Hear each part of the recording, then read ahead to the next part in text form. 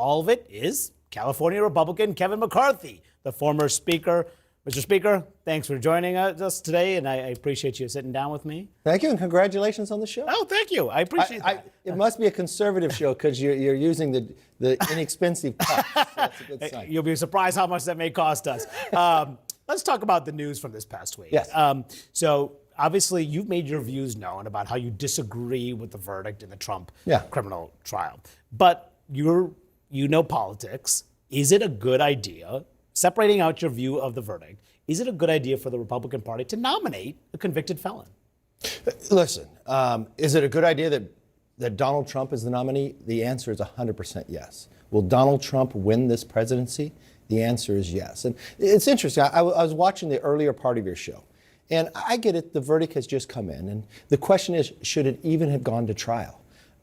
The majority of Americans understand that if Donald Trump did not run for president, this never would have gone for trial. The DA before decided not to do this. The Department of Justice decided not to do this. The FEC said there was no problem. You have a statute of limitations. You have a judge that wasn't selected at random, was actually selected. You tried it in the second most Biden county in the entire nation. You have the rulings within the judge to the instructions to the jury, which people continue to question. So is it politically motivated? Yes, it is. But still, the end of the result is still a conviction, right? So I'm asking about the political impact, because 12 Americans, hold on, before you jump in, 12 Americans on a jury did come to that decision. And yes, it's firing up the base. But what about the independent voters? What about the suburban voters who are going to be so critical there? Are you not concerned that this could turn off women voters, for instance? No, see, I think this is the part that CNN is missing.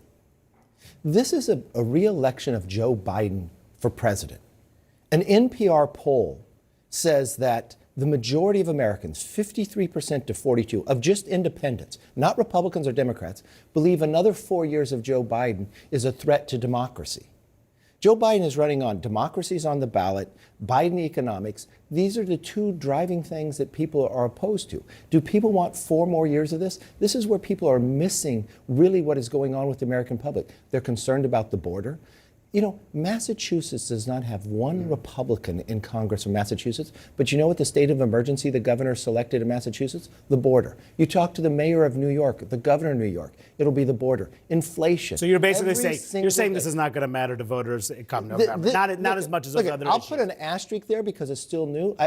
People will have some concerns about it, but it's not going to determine this election. I think at the end of the day, Democrats have overplayed their hand. And it happens in world history. When someone persecutes a political enemy simply because they're a political enemy, it usually backfires on them and it creates a movement. But the early indication, if you go for the amount of money raised, just look at the cheers that the president had. That's on the base. That's on the base. I'm talking about. But I'm telling you, I want to ask, but before you go on, let me finish. I was just traveling California, raising money for the party in all the cities, and I was with people who did not support Trump. I was with people who gave money against Trump and Republicans, and unspoken to me, they said, I'm giving to Trump. This is unbelievable what's happening. It's pushing people the other direction. I want to ask you, though, about just the underlying allegations of this trial. Look, he allegedly paid off a porn star to keep an extramarital affair quiet. Does that conduct concern you? Look, I think people knew about this before the last election. I don't think this is something They didn't know that he paid her off before the last election. Okay, but from this standpoint, if you go with this premise and that this is something illegal, what was in the law that this broke?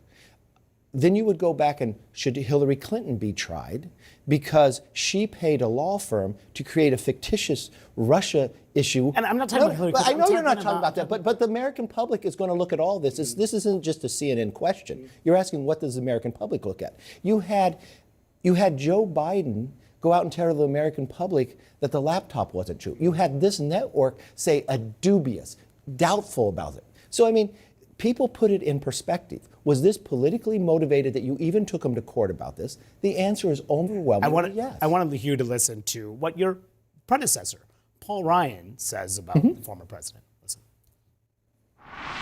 I understand the binary argument. It's a reasonable argument. I just don't agree with that argument. Character is too important to me.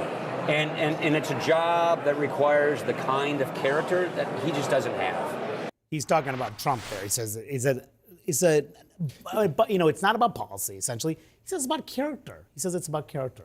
Why don't you agree? Look, I would, because everybody's entitled to their own opinion.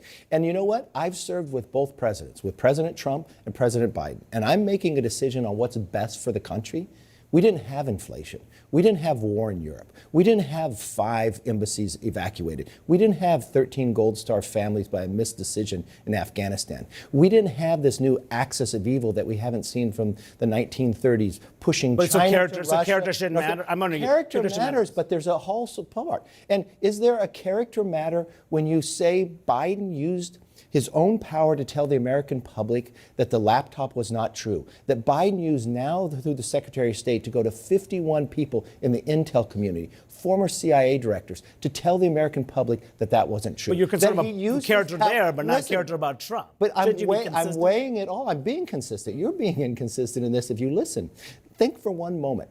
You're saying only character matters and you're only going after Trump.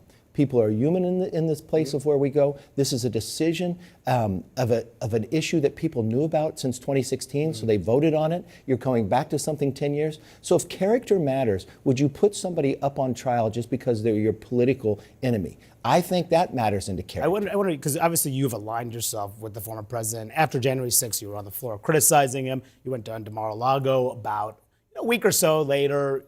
People say that helped rehab him, helped set him on the trajectory to where we are today. When you look back at that moment, do you believe that helped Donald Trump rehab him, bring him back to acceptance among more establishment Republicans? I don't know if I was all powerful. If it rehabbed him, and because I was with him, that's not a negative thing. I mean, I think rehab is a positive understanding of where people are, regardless of where they are, whatever happened in their life. Mm-hmm. So, I mean, you're making me that powerful? I guess that's so I mean, you were the Speaker of the House. So I wasn't there? Yeah, well, you were almost the Speaker of the House. I had to win the majority first. Yeah, you did. That's true. Trump has not said if he would accept the results of the election. Do you think that he should just be given what happened last time? Should he say, I accept? I think everybody should. I think Hillary Clinton should accept the 2016. She did. She conceded the race. Oh, come on now. You guys always say, no, I've watched it time and again. The day after, she conceded. Look, I watched Raskin. I've watched Stacey Abrams. So Democrats have challenged. This is a question you should have for Democrats as well. I know what network I'm on, but this is what's interesting to me. We asked them, I asked him. Hold on. I just say yes or no. Should he accept the results? Let me answer a question. Come on, don't be so nervous. Democrats have challenged every single Republican elected to president since George Bush. Raskin challenged that even Trump should be impeached before he was even sworn in. I mean, this is a question that for the whole American public, that we've got to get beyond this. So just to button it up, should Trump accept the results? I think every American should accept the results. Yeah, he would be an American. All right. Mm-hmm. All right. So we'll have a lot Hillary more. Clinton, too. Yes, that's right. All right. We have a lot more to discuss, especially what happened in the aftermath of that vote to remove him from power. So we'll be back. Stick with us. We'll learn more from my interview with the former House Speaker, Kevin McCarthy.